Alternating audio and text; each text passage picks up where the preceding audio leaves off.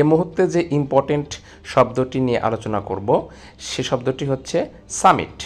Summit শব্দের বাংলা অর্থ শিখর, শীর্ষ, চূড়া, অগ্র, সর্বোচ্চ সীমা।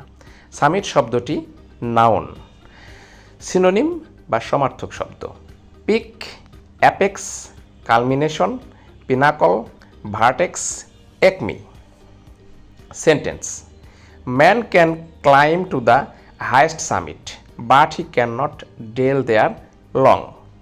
মানুষ সর্বোচ্চ চূড়ায় উঠতে পারে কিন্তু সেখানে বেশিক্ষণ থাকতে পারে না।